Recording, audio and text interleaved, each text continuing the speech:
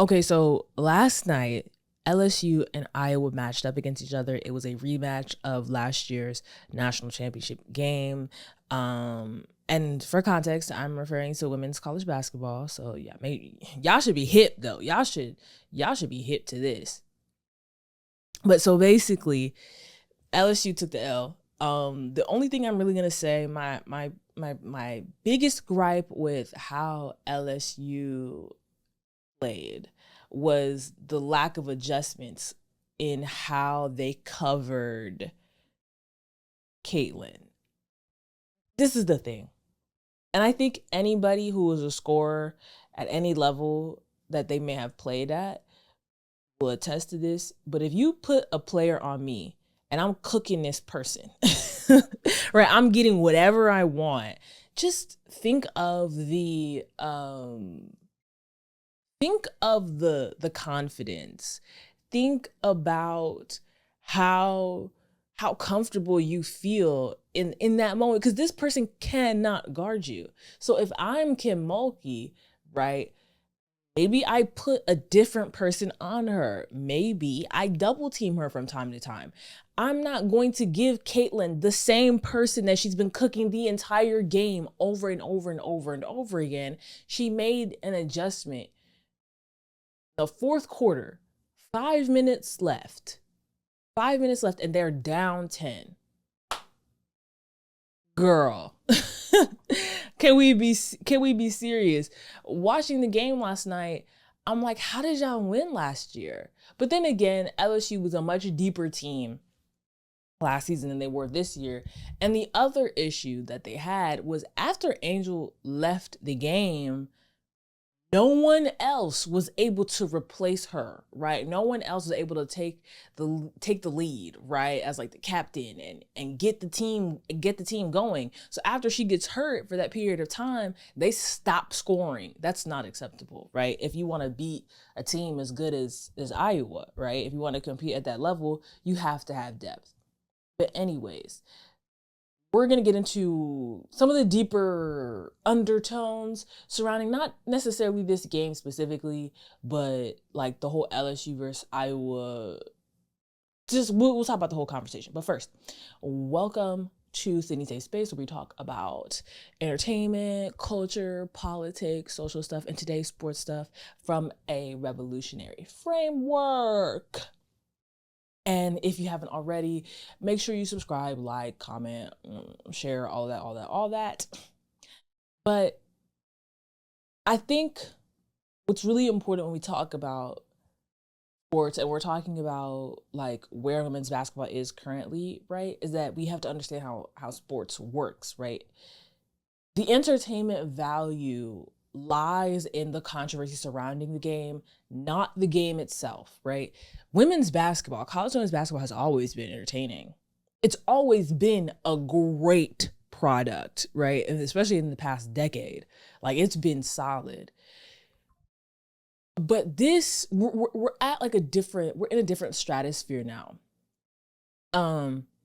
So in sports, right, there's always a hero and a villain.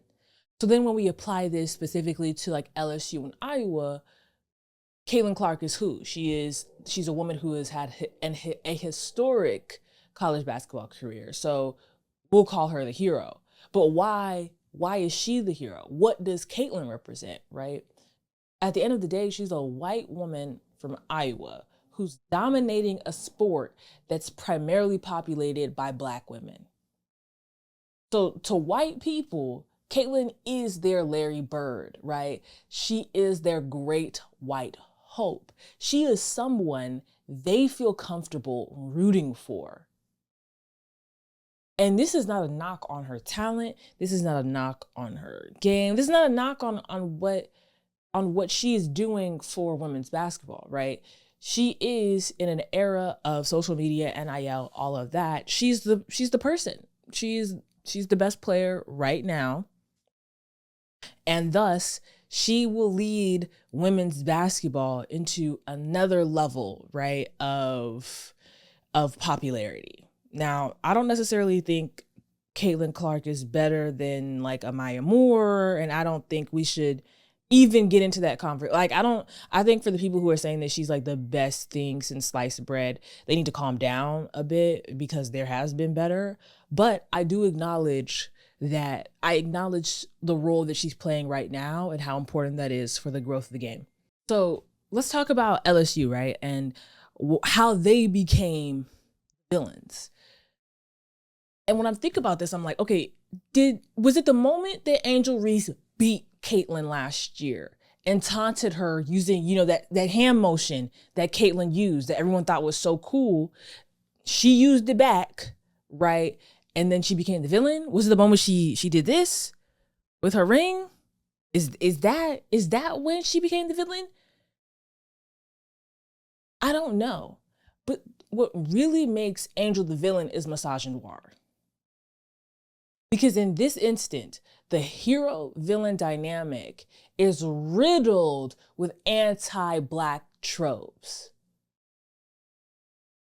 Angel Reese and her teammates are labeled as classless for being passionate competitors. And let's be real. Caitlyn, as an athlete, is not classy. The things that girl does on the court when she gets upset, that's not classy. Like, objectively not classy. I don't know where y'all got this idea that slamming a basketball into your head is classy, but it's not. It's not. Girl is always screaming at somebody. Earlier this season, she was ran into a fan on purpose, mind you. It was clearly on purpose. So this notion that Angel Reese and her teammates are classless, is Caitlyn supposed to be the representation of what is classy? Because to me, the behavior is the same. The behavior is just people who are really, really competitive. So then we fast forward to last weekend. And I'm talking specifically about the article that was released prior to the LSU-UCLA matchup. So the LA Times released an article where they referred to LSU players as dirty debutantes and Louisiana hot sauce. Now, there's a lot to get into, but I really did not want to revolve this episode around that article because it was just too much. It was too much. It was too triggering. I mean, it was bad enough that the journalist had to like recant the article, rewrite it, and then apologize. But sports media defines the narratives and tells the story around the game. So even though most journalists have enough tact to not be that overtly or explicitly anti-Black, those themes are still present in how journalists and media members are going to regard Angel Reese and regard LSU. That is why there's a conversation about Angel Reese and LSU being classless. That's why that conversation is even there. So what happens?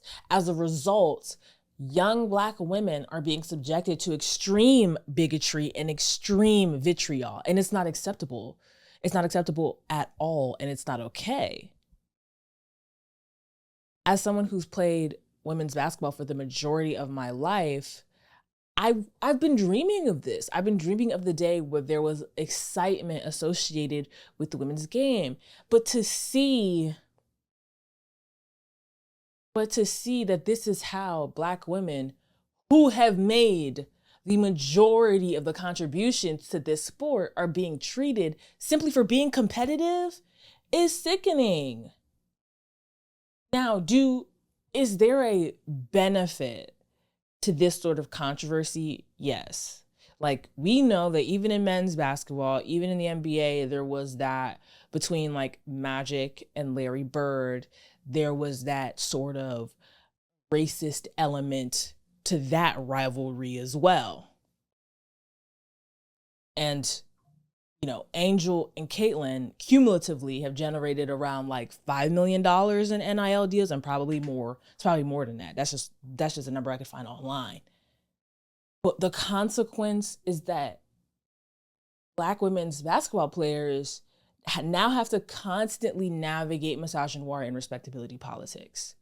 right? Now it's, am I allowed to be competitive? Am I allowed to cheer for my teammates? Am I allowed to be happy?